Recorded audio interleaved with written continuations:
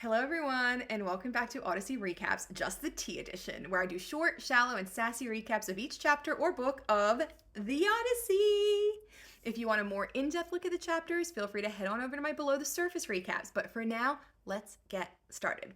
Today, we are recapping book 6, titled by Emily Wilson as A Magical Kingdom. Today's tea is piping hot, so get your popcorn and get ready. Okay, so we last left off with Odysseus washing up on another island and almost immediately meeting the princess of the island, who gives him tips on how to best approach her parents, the king and queen, for help getting back to Ithaca. Our chapter starts with our boy Odysseus sitting in a poplar grove praying to Athena that Princess Nausicaa's plan will work and the king and queen of Phaeacia will help him finally get home to his super hot wife and super sad son. When he thinks enough time has passed, he gets up and heads into town. Athena sees him and is like, I do not trust this man not to get in a fight. So she hides him from view in a magical mist. Not sure how a walking mist cloud is less suspicious and likely to draw attention, but I am not about to question the literal goddess of wisdom, so go off, queen. Anyway, Athena is ready for some more cosplay, and this time takes the shape of a little girl. Odysseus sees her and asks her if she can point him in the direction of the palace. And she says she's just going to take him herself. She clearly does not trust this man with directions, and he has been lost for like 10 years. So like maybe she has a point. She tells him be careful not to talk to anyone though, because they're all xenophobic AF and will not be happy to see a foreigner in their town, which she said is odd because they love to travel themselves. So I guess it's kind of like those racist passport bros who love to go to like Thailand or Mexico or Indonesia for reasons, but they also don't like to see foreigners in their own country. Good to know that xenophobic douchebags aren't just an us problem. It's existed for a while. Can't wait till we can get rid of them, but for now. Anyway, they walked with the disguised Athena, still covering them in a magical mist, and she decides to fill him in on the backstory of the king and queen while they walk. Okay, guys, get yourselves ready. This part is messed up. So there's this guy who was king of the giants, but he was like, ew, giants, gross, and killed his own people. But then he drew a reverse Uno card and got killed himself.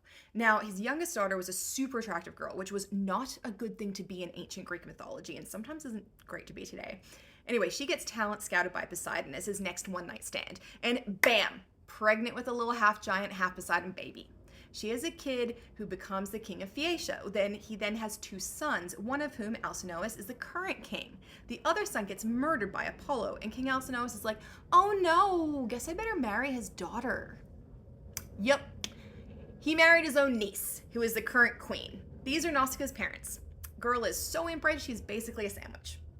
Now, this double Poseidon descendancy does thankfully come with perks. The land is blessed by Poseidon, and their ships can fly as fast as wings or thoughts. So, like, they've got the equivalent of naval-based Wi-Fi. Anyway, disguised Athena tells him that the Queen Arete is the one he needs to impress, that everyone in town loves her, and if she likes him and wants to help him, he'll definitely get home safely. She leaves him at the palace door and bounces across the sea to a different palace with hopefully less incest. Odysseus is amazed at the palace in front of him. It's dripping in gold and silver and bronze, guarded by dogs made of silver and gold, crafted by the god of metalwork himself, Hephaestus, who also made a bunch of golden boys to stand on pedestals and hold torches to light the hall. Kind of creepy, but you can't turn down a gift from like a god, right? They also have a bunch of really pretty slaves who were blessed by Athena to be super smart and also amazing at weaving and crafting. And then we get to the gardens. Guys, this place would have been charcuterie heaven. They've got these giant magical orchards and vineyards that produce fruit all year round. They've got apples, they've got pomegranates, they've got pears and figs and olives, they've got grapes. Amazing. Then there's these two clear streams, one running through the garden and the other from the courtyard to the palace, meaning no having to run out to the city well for water. It's right there. Also, let's just take a little quick moment to appreciate the fact that a lot of us are basically currently living the highest dream of the ancient Greeks. Like, there are quite a few people in the world right now who have running drinking water just in taps inside their home at all times, and grocery stores filled with fruit year round, and more than just like 6 fruits. Like, we've got a lot. But it is important to remember that there are still so many people who do not have these things. But for those of us that do, I think this is a nice reminder to be grateful for what we do have. I personally actually grew up without electricity or running water for a large portion of my childhood, and to this day I'm massively grateful that I don't have to carry buckets of water uphill from a river every day anymore. It's nice to have these little reminders to be grateful for what we do have and think of ways that maybe we can help those that don't have access to these things. Maybe, for example, consider donating to a clean water charity to make the world a little bit more like an island paradise. Anyway, back to the story.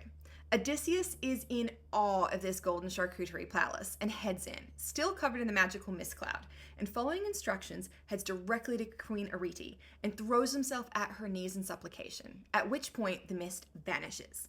So just like imagine this from her point of view. She's sitting and vibing when all of a sudden, bam, a weirdly handsome man wearing her husband or son's clothing suddenly appears at her feet, hugging her knees. I would be screaming and running, but she stays cool as a cucumber. I guess after marrying your own uncle, not a lot can shock you anymore. Everyone else in the room is super shocked though, and the whole room goes silent. Everyone is like, what is happening? Odysseus starts talking and is like, please help me, everything hurts and I just want to go home to my hot wife and sad son. He says he just wants to get back to his family and that he's been gone so long it hurts. Then he sits in the ashes of the fire and just waits for them to answer. An old important dude stands up and is like, someone get this man a chair and some food and a little wine. We gotta help him or Zeus is gonna be pissed. The king agrees and pulls Odysseus out of the ashes and kicks his son out of his chair so that he can have Odysseus sitting immediately next to his throne. It's like the king is Andy Cohen and Odysseus is the sassiest housewife at the reunion. Slaves bring him food and drink and Odysseus is thrilled and just munches away. Meanwhile, the king is like, guys, we better offer some libations to Zeus because we know Zeus loves a stranger. So let's get on that. And they all go and do some shots. For Zeus, pouring the first one out for the gods.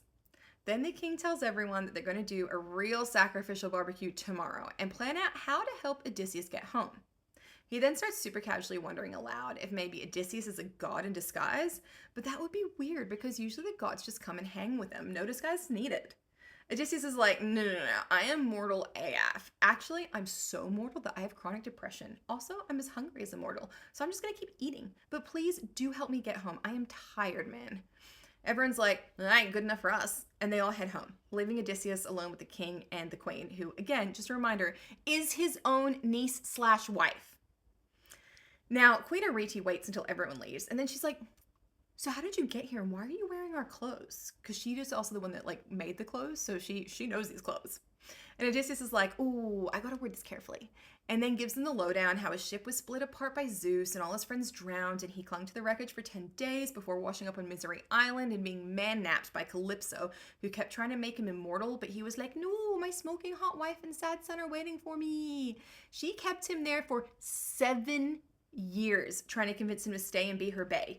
But when the 8th year rolled around, Zeus was like, girl, this is getting embarrassing. You gotta let him go.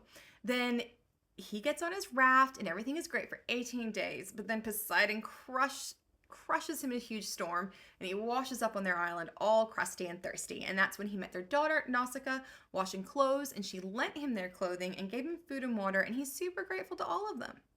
The king is like, she did good. But why the hell didn't she just bring you here herself? And Odysseus is like, oh, no, that was all me. I thought it'd be weird if she came home with a soggy stranger. And the king is like, I wish you would marry my daughter and be my new son. And Odysseus is like, what? And the king is like, haha, only if you want to. We're not gonna kidnap you. Lol. And Odysseus is like, thank you, but I definitely want to go home. Did I mention my smoking hot wife and sad son? And the king's like, oh, fine. You can use our magic ships. They can go anywhere on Earth in a couple hours, so you'll be home soon. But if you change your mind, just let me know. Ha, ha, ha, ha. Odysseus is thrilled, and they all go to bed excited for the barbecue the next morning. And Odysseus is mega hyped to be so close to getting home. And that is where our chapter ends. Please join us next time for Book 8.